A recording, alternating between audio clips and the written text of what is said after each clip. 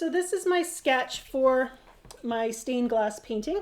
So once my drawing is done, I need to transfer it onto watercolor paper. And I've gone over this in my classes and in previous lessons before. My Wild Rose and Pansy lesson on YouTube will show you how to transfer a drawing using graphite paper or making your own. And this is the graphite paper that I like to use.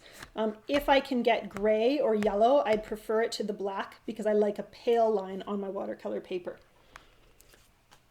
And the other option that you can use is a light tablet. And I think light tablets are just so cool because when I was first starting to paint, you needed a light table with big fluorescent lights under the glass if you wanted to transfer a drawing.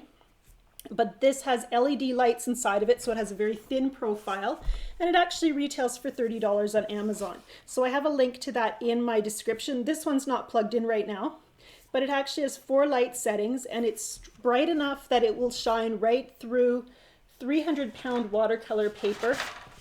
So you place your paper down on the light tablet, place your drawing underneath, and when that light comes on to the full strength, it shines right through and you can see your drawing well enough to transfer it neatly onto your watercolor paper.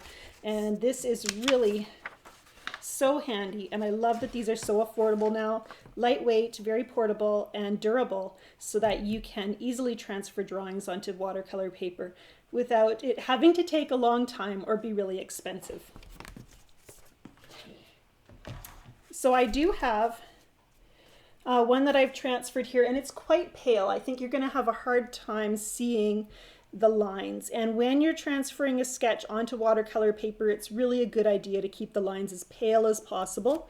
This one that I did with my high schoolers, you can see the lines are very dark, and that was because I wanted the students to be able to see the drawing as I was standing at the front of the classroom. So this is more what I would like to see, and I'll bring that up close so you can see it. This is more what I would like to see in the drawing. I think you can see those lines. So this is more what I would like to see when I'm doing something for myself. And I believe this is a really good beginner exercise because it not only gives you an opportunity to practice your brush control, but it also gives you these small areas to do your wet and wet technique practice. And so instead of having this big wash of color that you have to control across the entire page, you can work in one small area and fill that in. We save all the lines, the outlines for last, and we're going to do those with a nice dark color to mimic the look of stained glass.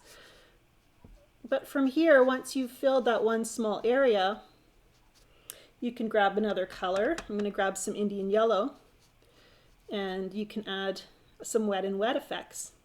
Maybe a little cadmium red. That Indian yellow has a tendency to overpower the entire petal.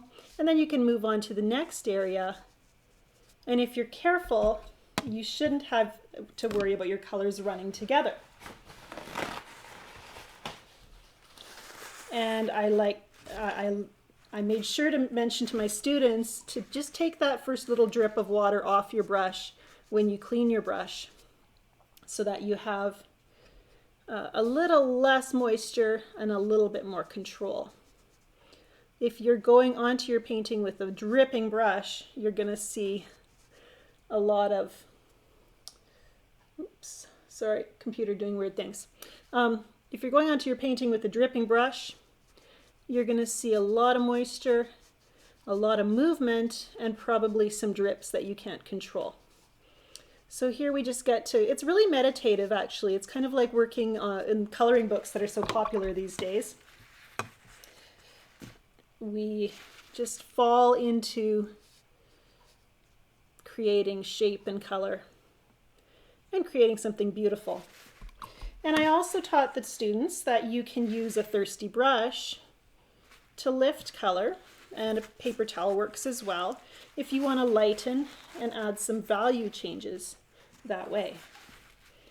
And it was interesting, it's always interesting when you have a group doing the same painting to see how many different variations they can create.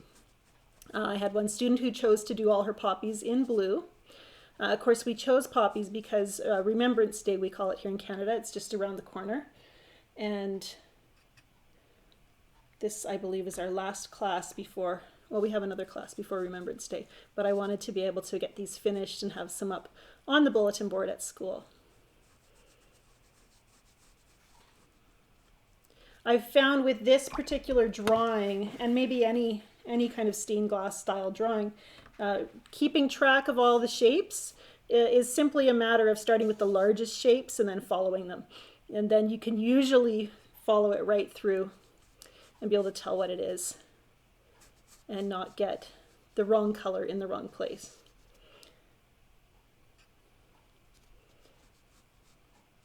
This one I actually just moistened the area with the pale yellow and then added my red. And you don't even have to start with color. You could start with just a thin wash of water and then add drop-in colors to your painting. So you can see those, sorry, my computer keeps acting goofy. You can see those beautiful little shapes starting to happen. If you want, you can add texture by dropping a little drop of water into the petal as it starts to lose its shine, and then you'll get blooms, and that creates another interesting texture. And these are all really beginner techniques, but important for learning brush control and being able to work wet and wet. And here we also get to try out some different color combinations. And one thing that I thought was really fun is that each student had made different choices for their background.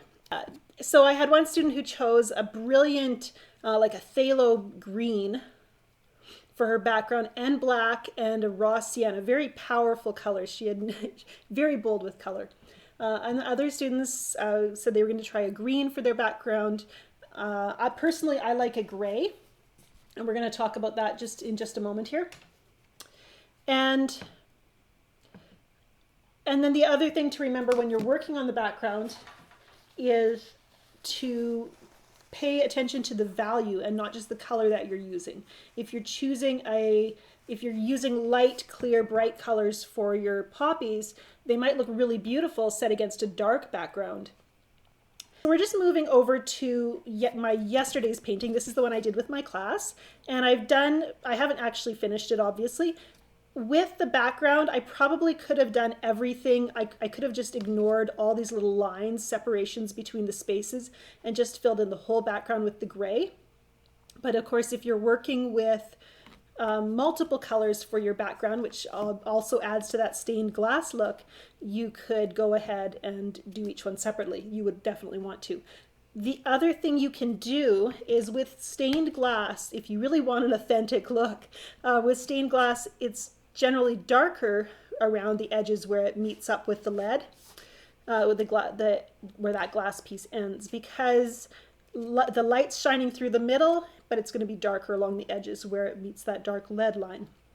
So you could go in and take some of your darker value colors. Let's see what I have here. Maybe just a thinner proportion, or a darker proportion, sorry, of color, so less water and more pigment. Go in, darken up the edge, and then soften as you move toward the middle. And I didn't do that very dramatically at all. You can actually choose even a pure dark color, like a Payne's gray or something would work well with this gray. And then soften as you move out to the middle, and that would really give that dimensional look of stained glass.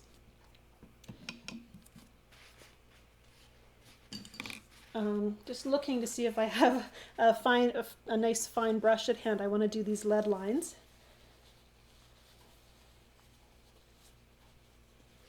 And there's a variety of colors we use. I was explaining to my high school students how I don't use black in my watercolor paintings, that I get a much more beautiful dark by mixing my darks, mixing two complementary colors to create a dark value color.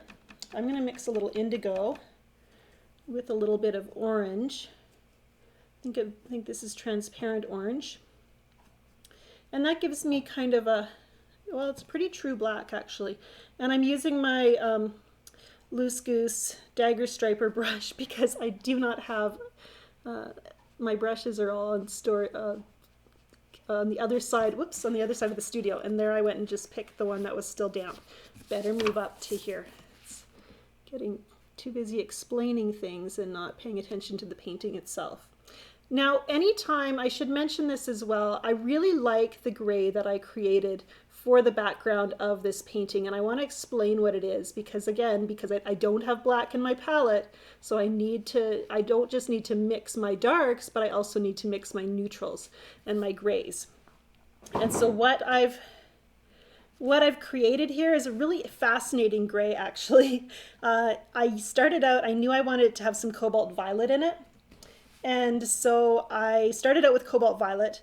I added a little bit of blue, I think Cinereus blue from Sennelier. And so of course that gave me a blue violet. I needed to make it more gray. And so I added, what I like to mix with my blue is burnt umber, and that can give a beautiful gray when mixed with blue. Unfortunately, with the cobalt violet in the mixture, it was much more of a reddish purpley brown color. I didn't want a reddish brown, so then I had to anytime something's too red, you want to maybe add a little bit of green to balance that out and neutralize the red. So I added a little bit of green gold, and by the time I was done balancing out those colors by adding the complement to whatever it was too much of, I ended up with this really interesting complex gray. And I don't know if you can see it. I'll try to pull it a little closer. But there's green in this gray. There's definitely violet.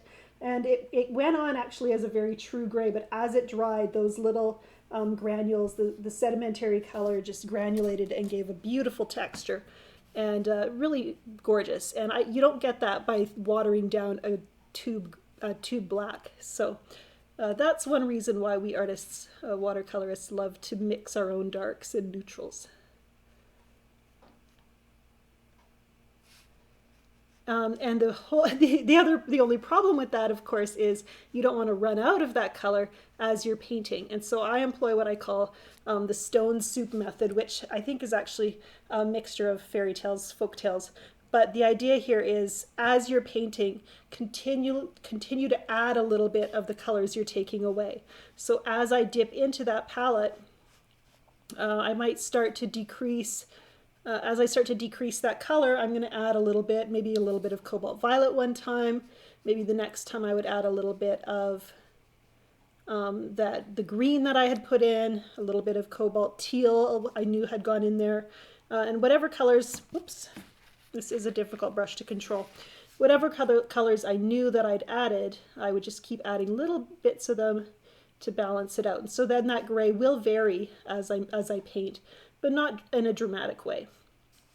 Just enough to see it'll vary, but it'll still look natural, and it'll be a slow and natural transition if it does change color. And this is where I think we teach brush control. I'm always pulling alongside the line, and I actually should be using a thicker amount of paint, more paint than water.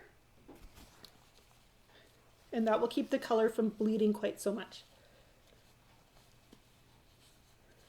The other issue here is that I did fill in this background not that long ago, so it isn't as dry as it should be.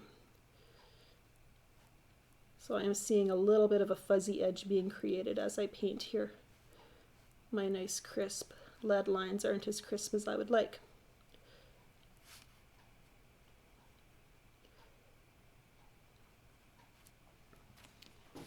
Once these lead lines are dry, I can go in with an even, if I really want to be a perfectionist about this, I can go in with an even finer line and maybe my pure indigo and create a shadow along those lead lines just on one side. And that will give it even more depth and dimension. You could spend so much time on this if you want to be a perfectionist about it. I'm not going to belabor this. I think it's pretty straightforward how this comes together.